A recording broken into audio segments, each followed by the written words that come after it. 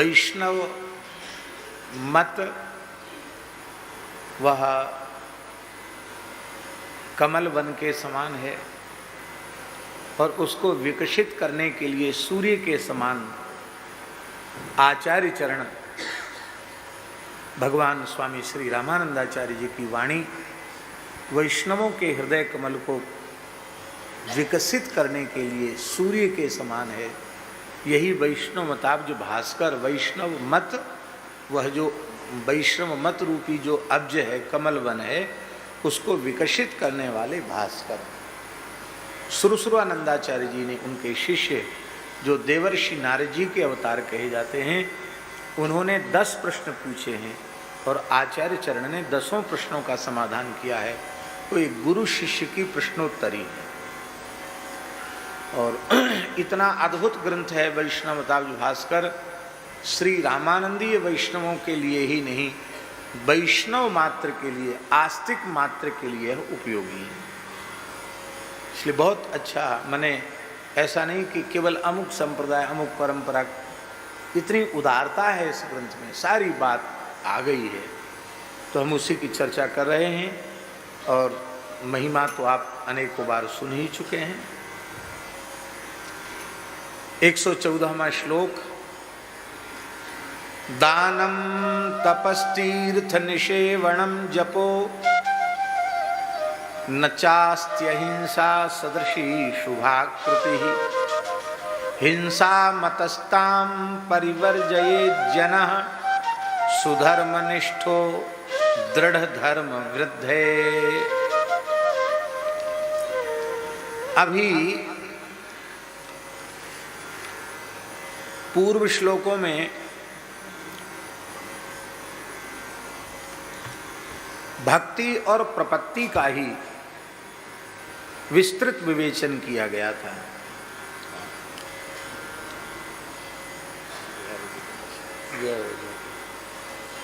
श्री सीताराम जी महाराज की। हमारे मिथिला के सीतामढ़ी के नाम जापक जी महाराज श्री मुठिया बाबा सरकार के कृपा भाजन परम रसिक संत श्री किशोरी शरण जी और हमारे श्री जानकी शरण जी महाराज पधारे। जय दाऊ दादा की जय, बड़ी कृपा विराज। तो अभी तक भक्ति और प्रपत्ति की चर्चा ही चल रही थी। भक्ति के स्वरूप की चर्चा और प्रपत्ति माने शरणागति। अब भक्ति का अत्यंत अंतरंग उपकारक क्या है?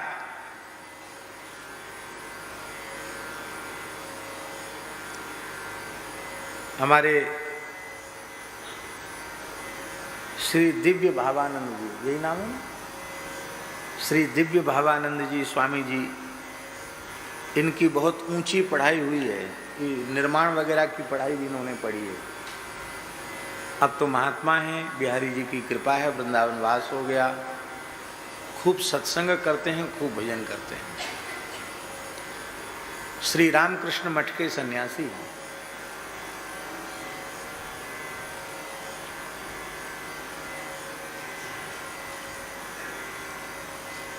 ये जो भवन जिसमें हम लोग बैठे हैं, इसमें अत्यंत उपकारक क्या है?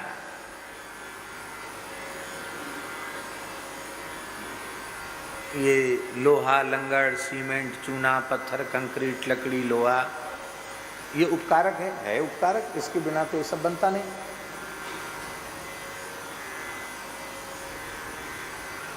ये प्रकट रूप में दिखाई पड़ रहा है।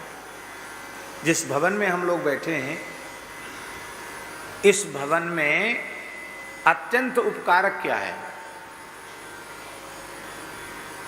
ये जो दिखाई पड़ रहा है, ये सब उपकारक है, इसके बिना भवन नहीं बनता। लोहा, सीमेंट, चूना, पत्थर, कंक्रीट, लकड़ी, इन्हीं सब का प्रयोग हुआ है। पर यह इसमें अत्यंत उपकारक नहीं है, ये उपकारक है। अत्यंत उपकारक है इस भवन की आधारशिला, क्या है?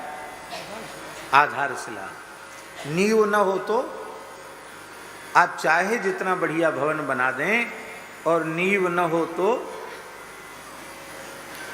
अथवा कमजोर नींव हो तो वो भवन कमजोर रहेगा। इसका अनुभव हम लोगों ने किया। हमारे बगल में इधर का जो निर्माण था उसमें गहरी नींव नहीं भरी गई। तो एक इंजीनियर आए, अच्छे इंजीनियर, एक बाढ़ के बाद कुछ दरारें आ गई थी, फिर दोबारा से निर्माण इधर कराना पड़ा। तो उस इंजीनियर ने कहा कि ये जो महल टिका है, जो भवन टिका है, हमसे बोला उसने हंसते हुए, बोले ये जो भवन टिका है ये आप संतों के भजन के प्रताप से टिका है, हमारी इंजीनियरिंग के हिसाब से इसमें रहना नहीं चाहिए किसी को।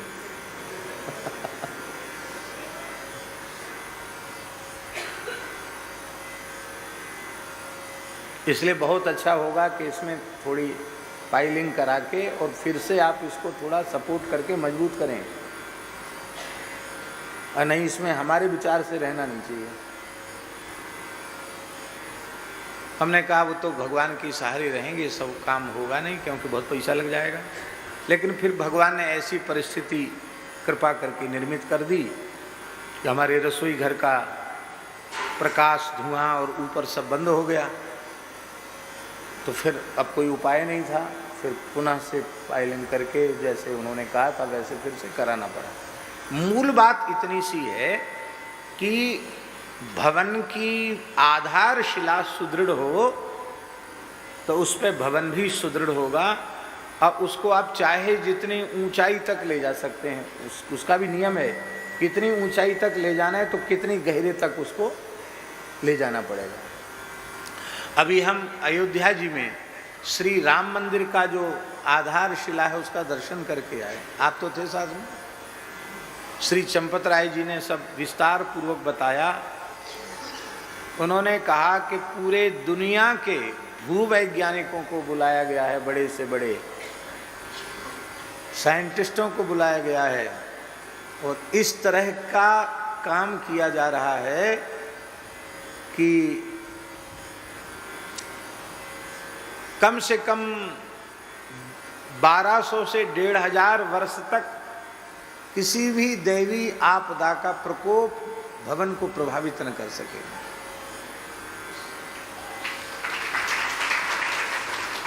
इसलिए सैकड़ों करोड़ रुपए जमीन में चला गया है। कितना? हाँ, 150 करोड़ से ऊपर रुपया तो जमीन के भीतर चला गया।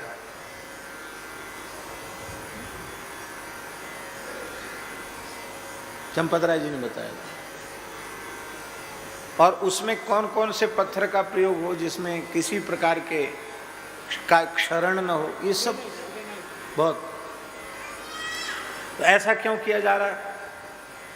तो जो जमीन में चला गया 150 करोड़ वो तो कोई देखेगा नहीं, पर जो ऊपर देखे दिखाई पड़ेगा वो नीचे वाला भले ही नहीं दिखाई पड़ता, पर नीचे वाला है इसलिए ऊपर वाला दिखाई पड़ रहा है। इसलिए वैष्णव धर्म, भागवत धर्म को भवन है जिसमें युगल सरकार विराजते हैं, पर उसकी आधारशिला है सनातन धर्म के नियम। वैदिक सनातन धर्म के जो नियम हैं, सांगोपांग वैदिक सनातन धर्म वैष्णव धर्म की आधारशिला है, नींव है, भूमिका है। इसलिए भूमिका कमजोर नहीं होनी चाहिए, भूमिका मजबूत होनी चाहिए।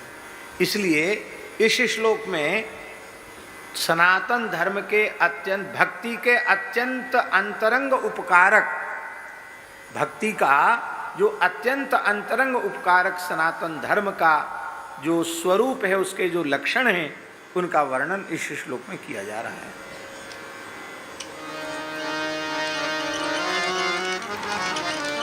यदि आप वैष्णव धर्म का आश्रय लेकर, भागवत धर्म का आश्रय लेकर इसी जन्म में भगवान का साक्षात्कार प्राप्त करना चाहते हैं, भगवान की प्राप्ति करना चाहते हैं, तो वैष्णव धर्म पर तो आप चलिए अवश्य, लेकिन आपको उस वैष्णव धर्म के पथ पर हम चल सकें, वैष्णवता की वृद्धि हमारे जीवन में हो सके, उसके लिए इन सनातन धर्म के नियमों को अपने जीवन में, अपने आचार में, अपने व्यवहार में प्रतिष्ठित करना पड़ेगा।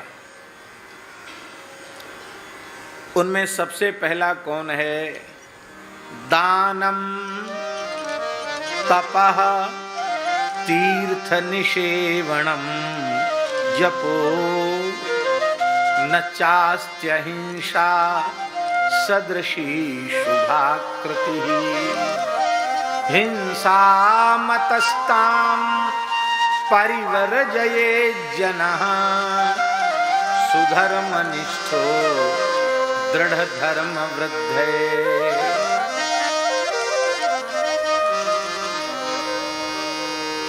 सुधर्मनिष्ठः दृढ़ धर्म वृद्धे दानम तपः तीर्थ निषेवणं च जपः अहिंसा च कस्मात् हेतु, बोले अहिंसा सदृशी शुभाकृति न अस्ति, अतः सुधर्मनिष्ठा जनः दृढ़ धर्म वृद्धे ताम हिंसाम परिवर्जयेत्।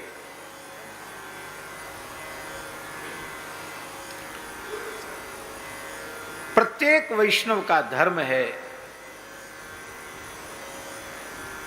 सनातन धर्म के नियम उसके जीवन में नहीं होंगे तो वैष्णव धर्म टिकेगा नहीं। टिकेगा तो बिना नींव का भवन होगा, धुलमिल होगा, कब ढह जाएगा पता नहीं, कब भक्ति बिखर जाएगी पता नहीं। इसलिए ये नियम होने ही चाहिए। सबसे पहले है दान। हम जो कुछ उपार्जित करते हैं अपने देह के द्वारा, ज्ञानेंद्रिय कर्मेंद्रिय के द्वारा, और ज्ञानेंद्रिय कर्मेंद्रिय को सहयोग मिलता है अंतर इंद्रिय का, मन बुद्धि चित्त अहंकार, ज्ञानेंद्रिय कर्मेंद्रिय, इनके द्वारा ही हम संसार के किसी भी कार्य का संपादन करते हैं, किसी भी उपलब्धि को प्राप्त करते हैं। तो उन अंतरिंद्रिय, जैसे मन है तो मन का अधिष्ठात्री देवता कौन है? चंद्रमा। बुद्धि के अधिष्ठात्री देवता सरस्वती, चित्त के अधिष्ठात्री देवता वासुदेव, अहंकार के अधिष्ठात्री देवता रुद्र। तो अंतरिंद्रियों के भी अधिष्ठात्री देवता हैं, ज्ञानेंद्रिय कर्मेंद्रियों के भी अधिष्ठात्री देवता हैं। इसका मतलब है हमने अपने जीवन में जो कुछ प्राप्त किया है वो अपने पुरुषार्थ से नहीं, इन 14 जो चतुर्दश इंद्रियां हैं, 4 अंतरेंद्रिय और 5 ज्ञानेंद्रिय 5 कर्मेंद्रिय मिलाकर 14, इन पर प्रतिष्ठित जो देवता हैं उन देवताओं की शक्ति प्राप्त करके हमने किसी भी कार्य का संपादन किया है। इसलिए उन देवी देवताओं का, भगवान का हिस्सा हमारे प्रत्येक उपार्जन में है कि नहीं? हम कोई काम करें और 14 लोगों से सहयोग लेकर के, स्वामी जी आप कुछ दे दो, किशोरी शरण जी आप कुछ दे दो, पुरुषोत्तम दास जी आप कुछ दे दो, जानकी शरण जी आप कुछ दे दो, वो आपने दे दिया, शेयर है आपका, अब हम आपको न दें, उसमें से लाभांश देने लेने के नाम पे अंगूठा दिखा दें, तो हम चोर माने जाएंगे कि नहीं? इसीलिए हमें समय समय से देवी देवताओं का अर्चन पूजन भी करना चाहिए, और हमने जो कुछ उपार्जित किया है उनके सहयोग से, इसके लिए हमें दान करना चाहिए। वो दान अवश्य करना चाहिए। तो दान जो है वो पहला अंग है। और गोस्वामी जी के शब्दों में गोस्वामी जी के शब्दों में, प्रगट चारि पद धर्म के, प्रगट चारि पद धर्म के, कलि मह एक प्रधान, जेन के विधि दीने, दान करे कल्याण। गोस्वामी जी ने तो धर्म के 4 पदों में कलिकाल में दान को ही मुख्य माना। ये पहला अंग है सनातन धर्म का। दूसरा अंग है, माने ये हमारे जीवन में होना चाहिए, क्योंकि भक्ति को सुदृढ़ बनाने के ये अंतरंग साधन। भैया प्रसाद लेके अनुरुद्ध इधर है।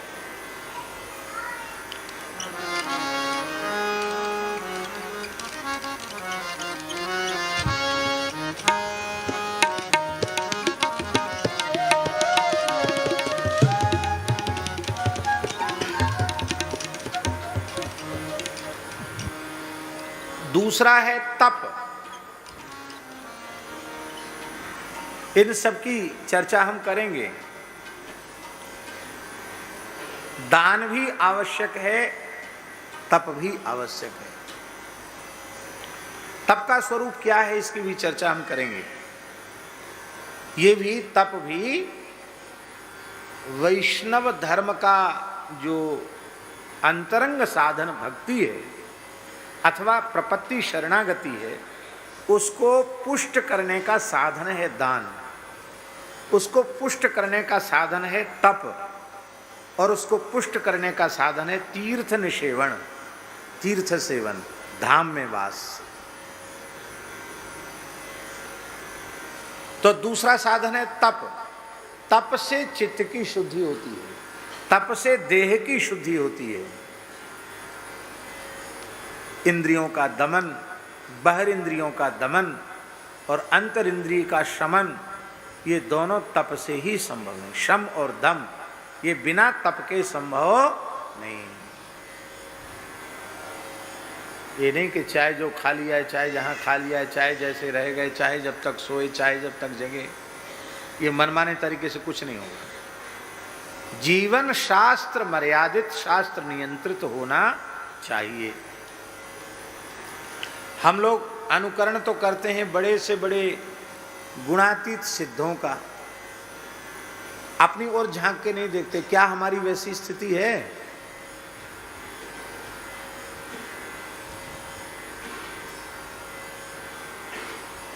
हरिराम व्यास जी कहते हैं, माया काल रहित नित नूतन वृंदावन के लिए। माया और काल यहाँ का प्रवेश नहीं है।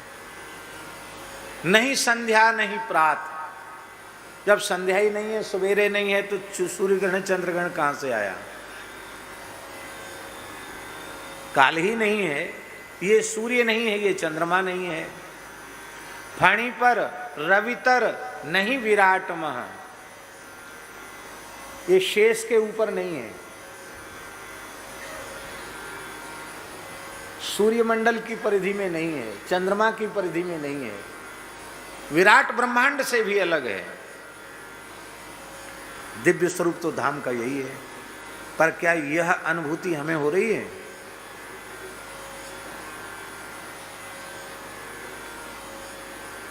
हमारा सारा व्यवहार चल रहा है लोक का अनुसंधान करते हुए, और हम केवल अपने मनमाने आचरण की पुष्टि के लिए और हम धर्म और सदाचार को तिलांजलि देते हैं। वो मंगलकारी नहीं है, कल्याणकारी नहीं है। जिन महापुरुषों में वैसी निष्ठा है, जिनकी पात्रता है, उनको प्रणाम है। पर हम अपरिपक्व लोग हैं, हम उनका अनुकरण नहीं कर सकते। हमें तो जिस रास्ते से चलकर वहाँ तक पहुँचना है, हमें उसी पर चलना चाहिए, क्योंकि हमें सब कुछ अनुभव होता है। भगवत प्रसाद की महिमा है महाराज, बिल्कुल पक्की बात है। भगवत प्रसाद लेना चाहिए, प्रसाद में विचार नहीं करना चाहिए। और भारी शुगर हो गया अब डॉक्टर ने कह दिया कि आलू मत खाना, भात मत खाना, इसमें भी शुगर उसमें भी शुगर, फिर आपकी निष्ठा कहाँ चलेगी? फिर तो आप कहते नहीं नहीं ये हम नहीं खाएंगे, ये हम नहीं खाएंगे, हम नहीं खाएंगे। और वैसे कहो एकादशी कोई कड़ी भात खाएं और समय न खाएं, और एकादशी को जरूर खाएंगे। तो शास्त्रकारों ने, ऋषियों ने कहा, उनकी बात तो हमने नहीं मानी, डॉक्टर की बात मान ली, क्योंकि हमें अपने जीवन से मोह है। हमें प्रिया प्रीतम में प्रीति नहीं है, हमें अपने शरीर में प्रीति है। हमने ऐसे संत का दर्शन किया है, पूज्य संत श्री गोपालाचार्य जी महाराज, अयोध्यानाथ मंदिर वाले महाराज जी, अद्भुत महापुरुष। शरीर में भारी शुगर हो गया, डॉक्टर कहते कहते थक गए कि महाराज आप अमुक मत खाओ, अमुक मत खाओ। बोले आपका काम दवाई देना है, आप दवाई दीजिए, हम अपने लाला के प्रसाद का ही सेवन करते हैं, और अपने लिए अपने लाला के प्रसाद में ये नहीं कर सकते कि ये भोग न लगे, ये भोग न लगे। हमारा लाला सब खाएगा, और लाला जो खाएगा वही हम खाएंगे। आप दवाई देना, आप दवाई दो। हम अपने स्वास्थ्य का हवाला दे करके लाल जी को वैसा ही भोग लगावे जो हमारे अनुकूल है, तो सेवा लाल जी की हुई कि अपने देह की हुई? किसकी सेवा हुई?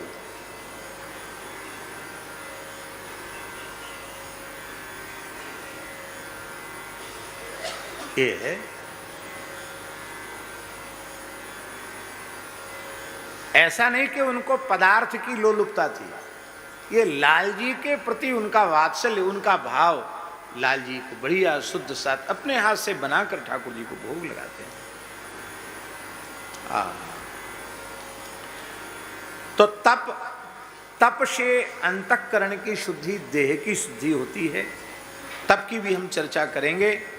तीसरा साधन है तीर्थ निषेवण, पवित्र तीर्थों में वास। श्री अयोध्या, श्री वृंदावन, श्री चित्रकूट आदि जो पवित्र तीर्थ हैं, उनकी भी आगे चर्चा करेंगे आचार्य चरण। और अंत में एक विशेष बात वैष्णवमतावली भास्कर में लिखी है, अब समय आएगा तो उसकी चर्चा हम करेंगे। उन्होंने लिखा है कि जब शरीर सेवा के योग्य न रह जाए और कोई साधन के योग्य न रह जाए, तो कुटीर मात्रम विधाय, एक कुटिया, एक आसन लग जाए इतनी सी जगह श्री चित्रकूट में खोज लेनी चाहिए, आचार्य शरण कह रहे हैं। और वहां केवल नाम का आश्रय लेकर अंतिम श्वास तक वहां रहना चाहिए। आशय चित्रकूट, जो चित्रकूट है वही श्री वृंदावन है, क्योंकि श्री सीताराम जी का सुख विलास चित्रकूट है, तो हमारे युगलवल श्री श्यामा श्याम का सुख विलास श्री वृंदावन धाम। इसलिए दास के भाव के अनुरूप जो चित्रकूट है वही वृंदावन है, और जो वृंदावन है वही चित्रकूट है। और हमारे पूज्य गुरुदेव भक्तमाली जी कहते थे, भैया साधन बने तो कहीं भी रहो, जिससे कोई साधन न बने वो धाम की रज में आके पड़ जाए।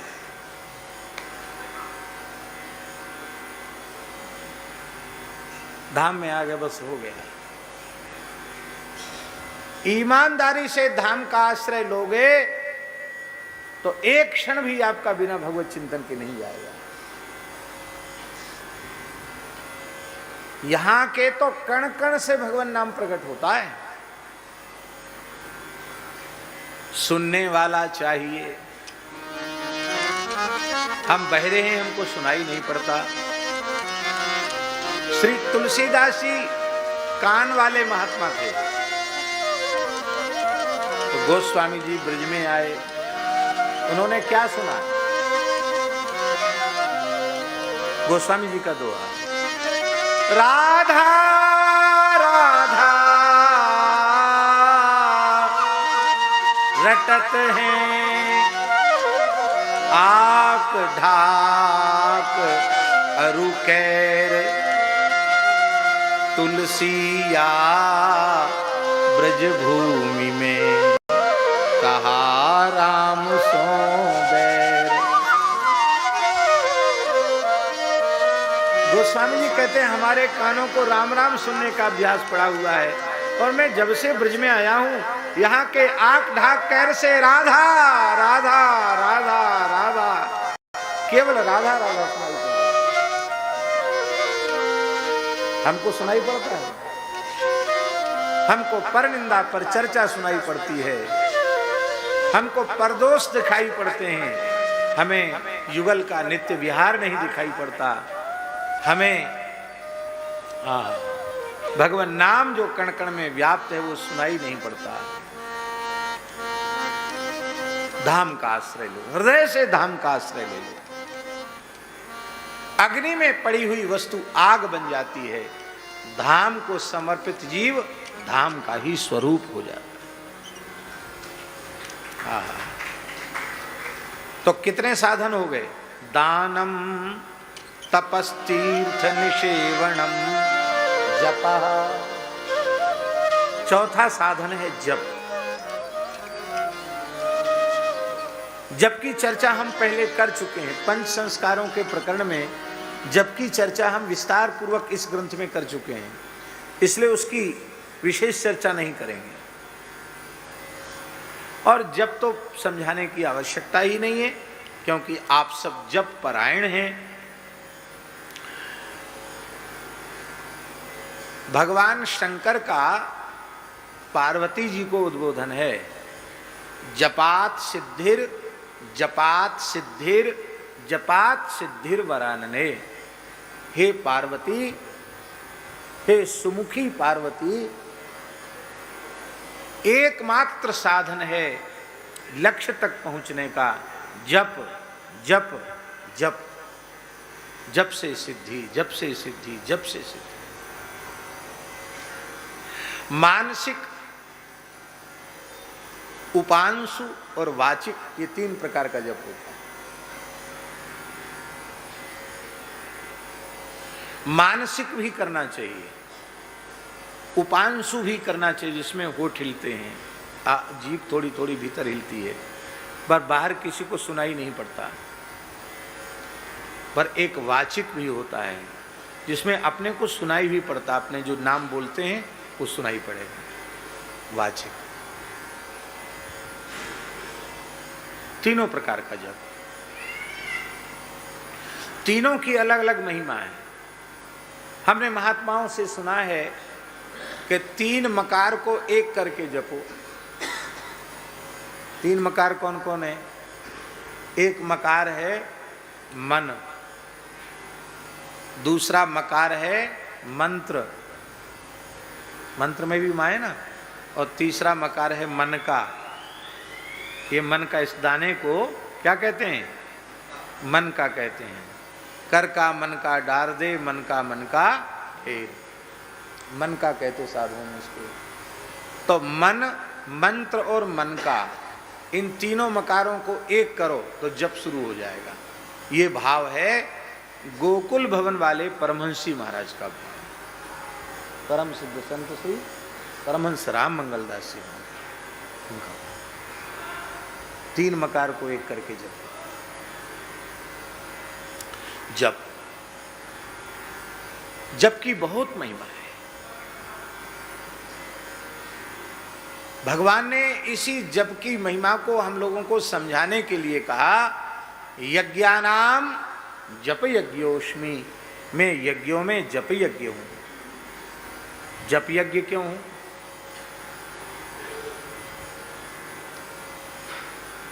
आप कोई यज्ञ करेंगे, श्रौत यज्ञ करो, स्मार्त यज्ञ को, कोई भी यज्ञ करोगे तो यज्ञ भूमि की जरूरत पड़ेगी,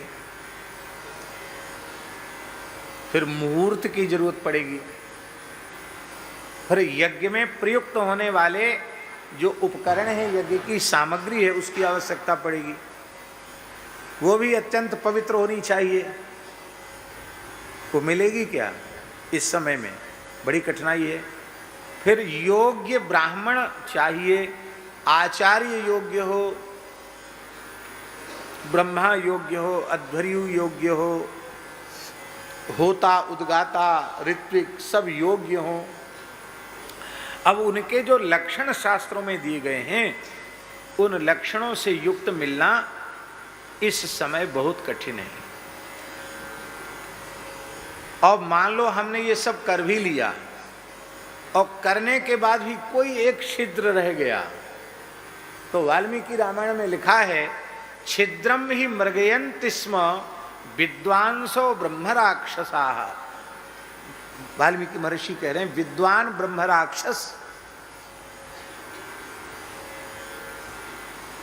जो अलक्षित भाव से अंतरिक्ष में रहते हैं, वो इसी ताक में रहते हैं कि यज्ञ में कोई छोटी सी छोटी त्रुटि आवे जिससे हम प्रवेश करके उस यज्ञ के फल का अपहरण कर लें।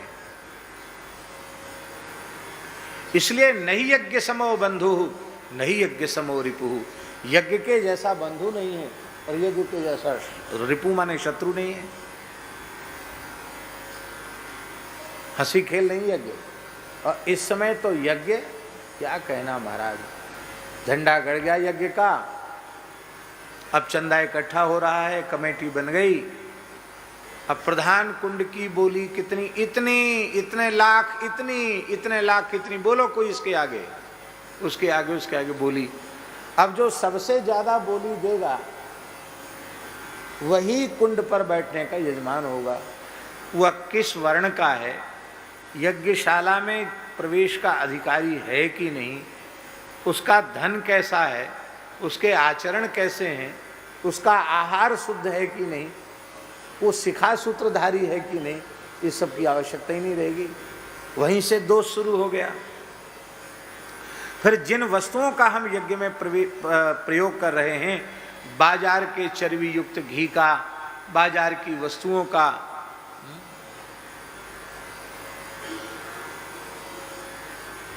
एक यज्ञ में, स्थल का नाम हम नहीं लेंगे, बहुत बड़ा यज्ञ था, उस यज्ञ में साकिल्य बनाया गया और तैयारी सब घी की थी, बढ़िया अच्छा घी, गाय का घी।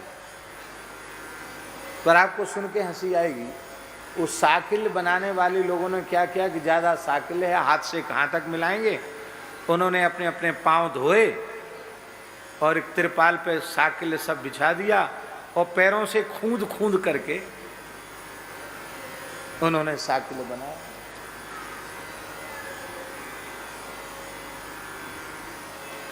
ये महात्मा लोग बड़ी गुप्तचरी करते हैं। वो हमारे यहाँ के कोई महात्मा साथ थे, वो घूमते हो रहे, महाराज जी ऐसे ऐसे हो रहे हैं। तो बहुत गलत बात है भाई, अब साकिल्य तैयार हो रहा है ऐसे तो कहीं देखा नहीं। हमने कहा भाई तो अनुचित है। तो लोगों ने पूछा महाराज अब क्या करें, कल से यज्ञ है, अग्नि स्थापन है, कहाँ से आएगा, कैसे करेंगे, इस पर थोड़ा गंगा जल छीट दें। हमने कहा भाई हमसे मत पूछो, जो तुम्हारा मन हो सो करो। हम तो कथा कहने आए हैं, थोड़ी देर कथा करके चले जाएंगे। आपका जो मन हो, जैसे आपकी व्यवस्था हो वैसा। हम इस संबंध में कोई निर्णय नहीं दे। नहीं महाराज जी आपको तो कहना पड़ेगा।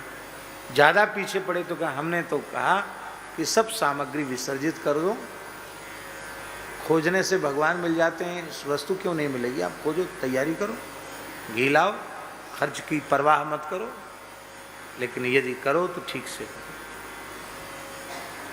एक जगह, वहाँ का भी नाम नहीं लेंगे, राजस्थान की बात है, वहाँ भंडारे में जो पूड़ी का आटा लगा, ओ भाई,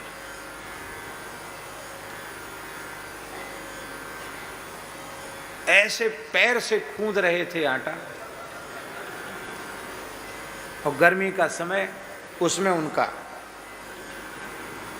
श्वेद भी टपक रहा था। अलग से पानी सींचने की जरूरत नहीं।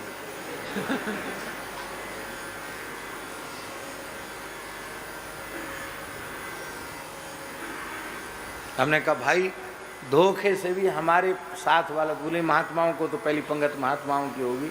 हमने कि हमारे महात्मा तो दाल रोटी खाएंगे, भंडारे की पूड़ी पुआ कुछ नहीं खाएंगे। ऐसी विचित्र स्थिति है कि आप कह नहीं सकते हैं, तो कहीं न कहीं त्रुटि हो जाएगी। पर निष्काम भाव से जप करने में किसी होता की, किसी उद्गाता की, लंबी चौड़ी जमीन की, किसी मुहूर्त की आवश्यकता नहीं है। जहाँ मन लग जाए वहीं बैठकर राम राम करने लग जाओ, वहीं से सब कुछ शुरू हो जाएगा। इसलिए जप अपने आप में संपूर्ण और सम्यक यज्ञ है।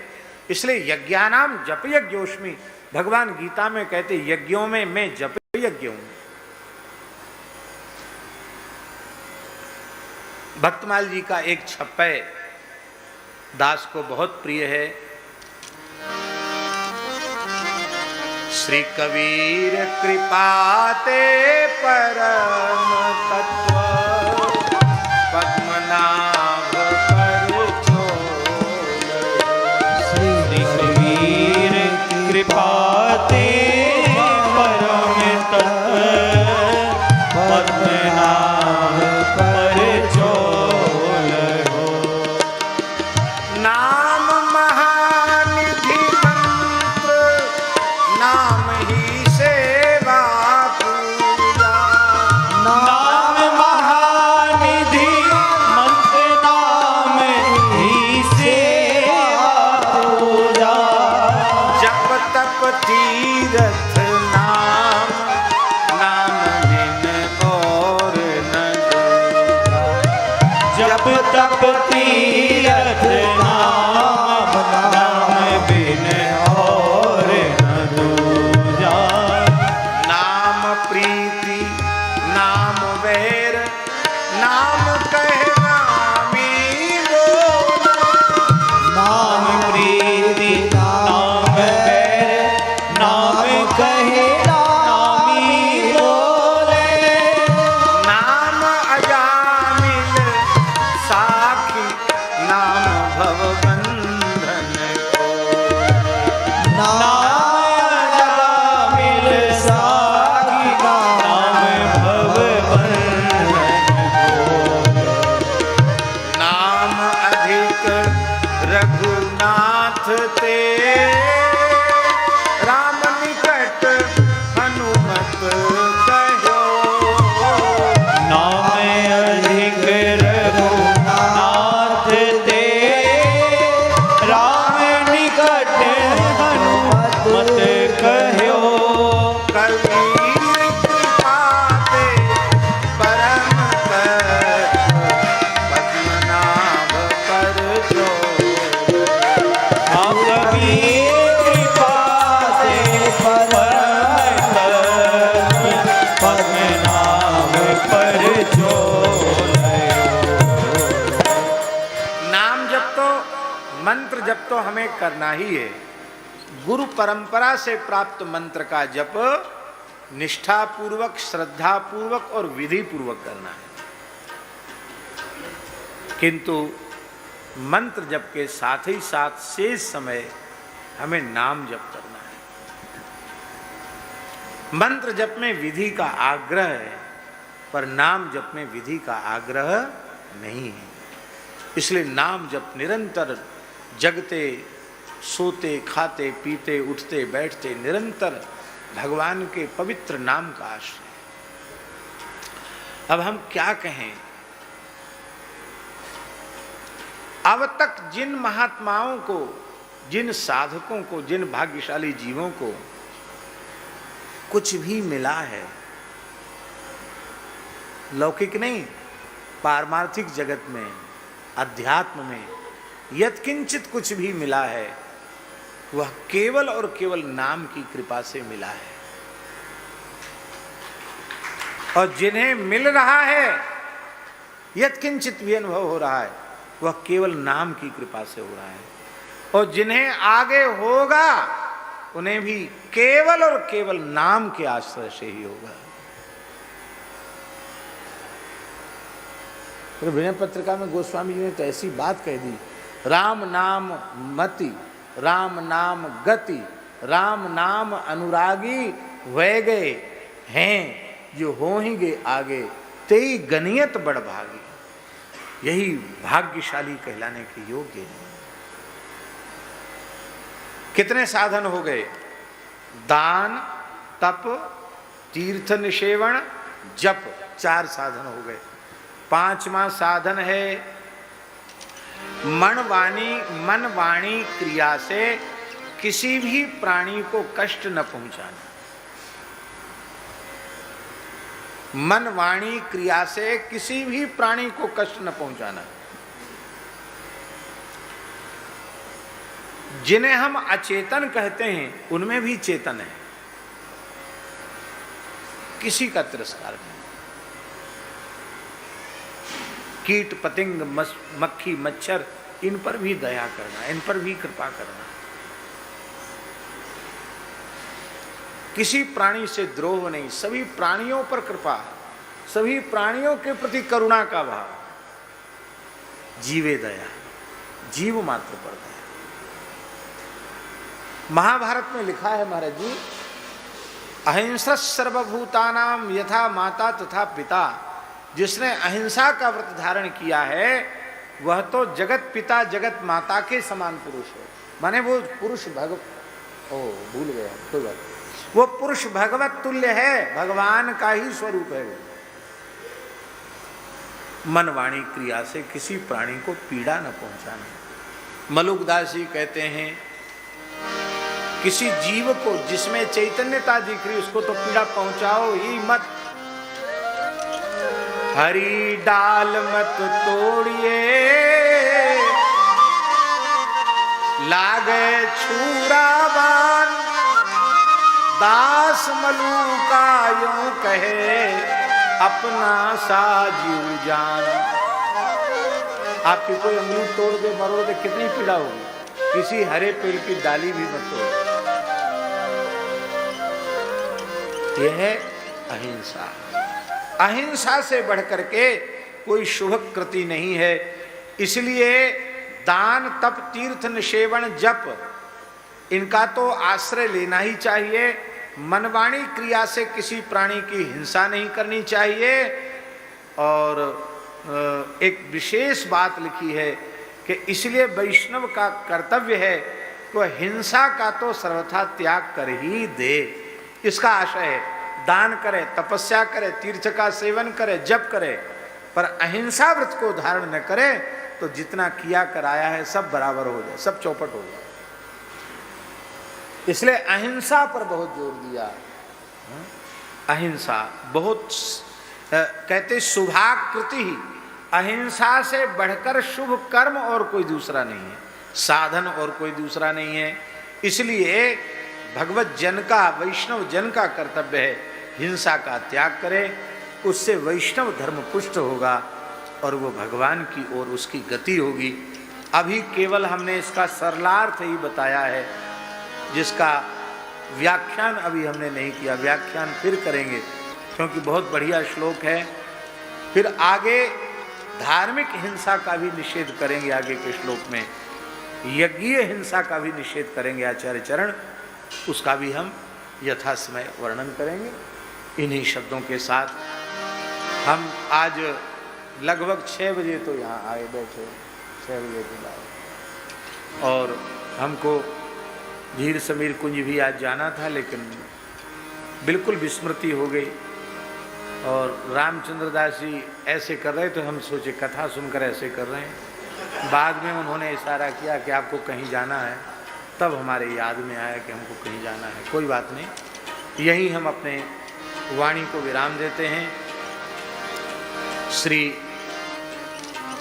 किशोरी शरण जी पधारे और श्री जानकी शरण जी पधारे, उनको हम प्रणाम करते हैं। सभी संतों को यथायोग्य दंडवत प्रणाम करते हैं। और आप लोग आगे भी जब जब इसकी चर्चा होगी, तो आजकल YouTube चल चुका है, तो उसके माध्यम से आप लोग वैष्णव ताब्द भास्कर का श्रवण आद्योपांत कर सकते हैं। श्री वृंदावन बिहारी लाल की जय। सद्गुरुदेव श्री पहाड़ी बाबा जी महाराज की जय। उनके आविर्भाव तिरोभाव महामहोत्सव की जय। जय जय श्री राधे, जय जय श्री जय जय श्री राम।